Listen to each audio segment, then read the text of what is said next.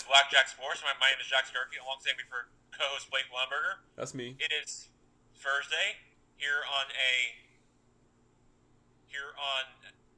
December 7th at around 3 o'clock, and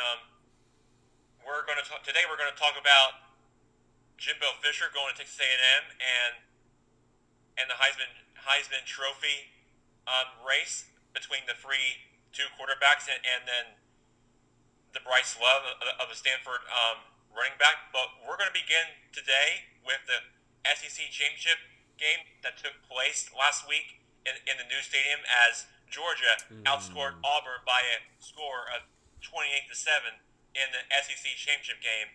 And how it played out? Well, Georgia actually was down by a touchdown after Auburn scored the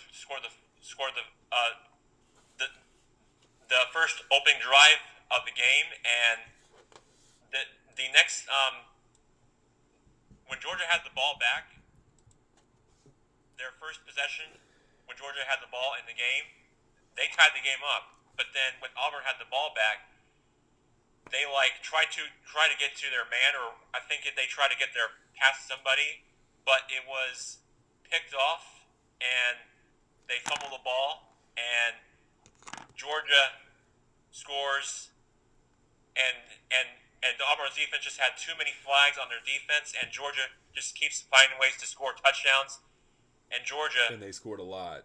they outscored them by a lot of points, and Right. and of course how Auburn was in position to try to put more points on the board. Well, I've already said it was one of them. Like I said, they try to get the ball to one of their players. Instead, it was a fumble or picked off by one of the Georgia players. But their next possession, it was fourth down, and they had a field goal opportunity.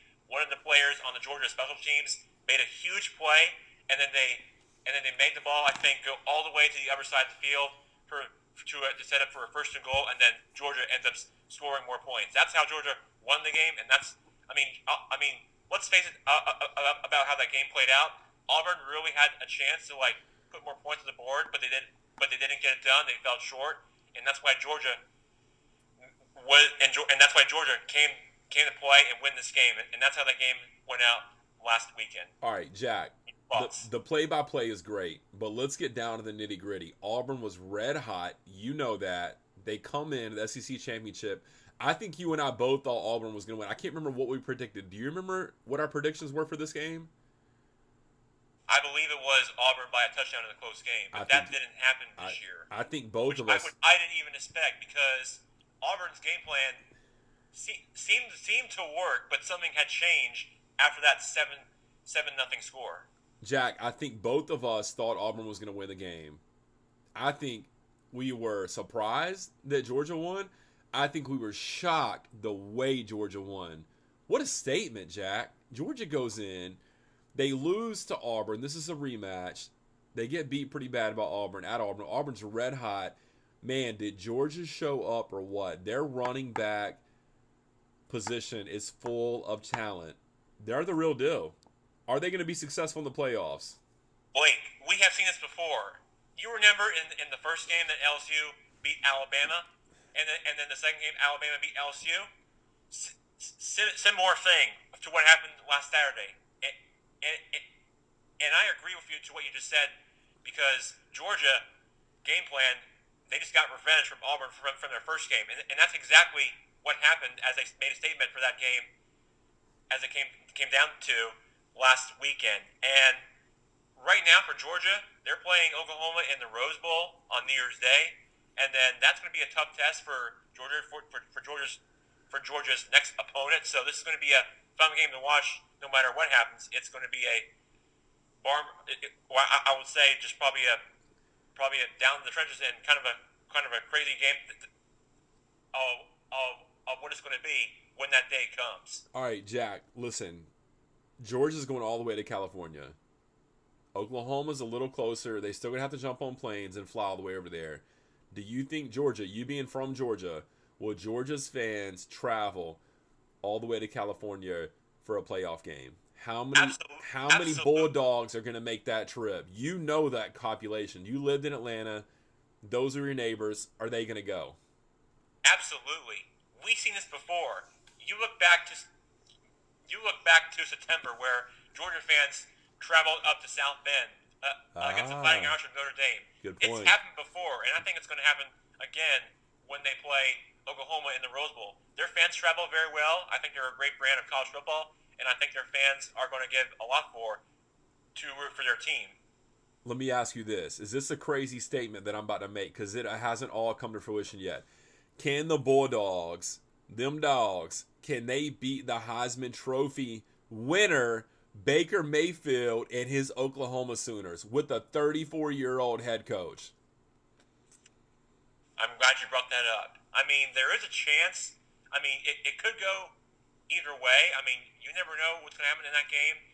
But let me tell you, Oklahoma's a pretty good team too. But so is Georgia. They can find ways to make plays, and they could find ways to win.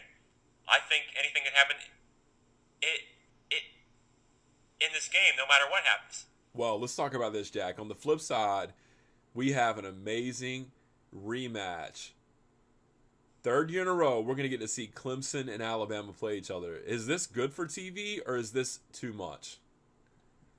Do I think it's good for college football? Is this good Why for? would I? Because this game is actually in the Superdome later that day, which is a night game. So They can't get the roof open, by the way. right, because it's a What's up with Superdome. that? That's where the game is being played there. So Wait, is this in New Orleans? I'm sorry. Sorry, wrong stadium. I'm thinking about Atlanta Stadium. You know they can't get the roof off in Atlanta Stadium right now. They can't get it to open up. What's up with that, man? It's brand new. I mean, what's the point? I mean, this is a brand new stadium, but this is the New It's Orleans got that thing. Superdome for crying out loud. You know that thing like, and it opens up, but they can't get it. They can't. They can't get it opened up.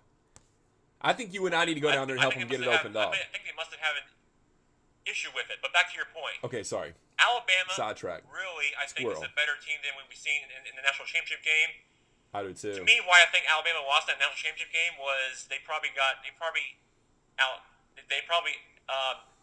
Jalen Hurts too much. Is what I think they did, and I think the coach put him in a critical situation in the game of how he played. That's what happened. But I think Alabama's going to find a way to improve that and get some and get his quarterback to in a better position than he was in the championship game. Yep. Then I think Alabama should win if you're able to put him in a better situation than he was before. I do too, Jack. Listen, I don't think and people can argue all day long. You and I, we're SEC graduates. We know what the SEC looks like. We know the competition in the SEC. I just don't think in any way, shape, or form the ACC has prepared Clemson for what they're about to face when they face Alabama. I think if Alabama plays their game, which is defense, a lot of their defensive players that have been hurt are going to have a whole month to rest. They're going to come back healthy, stronger. I think Alabama's going to lay it on Clemson, and this is why I think Alabama got embarrassed, and they know last year with 96 plays their defense can't stay on the field that long, and I think Nick Saban's smart enough. He's going to change the game plan. I think they're going to beat Clemson. Do you agree? I do, and they do have a chance to win that game, according to like the ESPN FBI from Vegas. So this is definitely good news if you're an Alabama fan. So I agree with you. I think Alabama is going to win this game as well, but it's going to be close. Jack, let me ask you another question. Does the winner of the Alabama-Clemson game win it all? They do have a chance, but it's going to be against a team who wins at the Rose Bowl game earlier. So it's going to be whoever plays that game in the championship, whoever is the winner of the Rose Bowl game. So you're right, but it's going to be another opponent from the Rose Bowl game for the winner who's going to move on. Well, I'll tell you this, Jack. We've seen Clemson and Alabama play 2 times already in the last 2 years. They've both been barn burners. They've both been extremely close games. I think we kind of know what we're going to get out of that game. However, I have no idea what we're going to get out of Georgia and Oklahoma team. What I do know, Jack, is that 2 Power 5 conferences have been left out of the playoffs. How did they feel? Are they sour today? As much as I have to admit, I mean, this is really probably the most shocking thing of all of college football for their conferences. Like, you recap this year of where the college football playoff committee was at when it was announced on Sunday. I mean, some people, you can make the argue that I think the people who are in the committee or chair think that they probably made a mistake. I mean, some people might have, some people haven't, some people did. But I have to admit that with the Big Ten and the Pac-12 without the college football playoff, then that's going to drive people crazy and figure out where in the world is their team at, and they're not even in the playoff. And instead of going to like some bowl game, since where their team is left off on, I think this is really the most shocking and probably the most embarrassing moment I've probably ever seen in college football history. So how does Jackson Gerke solve this problem? On BlackJack Sports. What do we do about it? Well, here's the thing. Come on. You got Alabama, who hasn't won a conference championship, but if I was a committee, why don't we eliminate every conference championship game and probably make it a more attention for like the bowl at Arlington Stadium over there in the Cowboy Stadium, and make it like a more big draw attention, say Oklahoma or Alabama or what have you, in this kind of game. So I think this is going to be drawing more attention for all college football fans. So it's really going to draw more attention for the games and even the draw ratings for TV. And I think it's going to be drawing more attention for college football and for the fans throughout the country. Jack, very interesting point. There's a lot of different routes you can take on this. Nobody knows the right answer. Do we go to 6 games? Do we go to 8 games? Like you said, do we play a game? Do we take out conference championships and just let the top 4 teams play at the end of the season? Do we play a game while the conference championships are going on of the top teams that aren't in the conference championships? There's a lot of stuff you can do. No one knows the right answer, but I feel like you've got a pretty good idea of what we should do. Jack, 2 minutes overtime. It's been fantastic talking to you. In cold Charleston, Jack, it's freezing here. It's like 45 degrees. I hope it's warmer in Tampa. We're freezing here, man. Yeah, I hear you, Blake. It's actually, as a matter of fact, it's actually cloudy outside as well. But I think we're going to be dropping down to the 50s here on tomorrow. So that's cold. But as far as the rest of the weather for my siblings, my brother's cold where he's at, and my sister has freezing rain where she's at right now. And I agree with you. It's cold where you are. I get it, but it's definitely kind of a cool weather, overcast weather where I'm at too. So I'm with you, Blake. Hey, let's put our jackets on and have a great day. Jack, don't forget about the Army-Navy game this weekend. It's going to be great.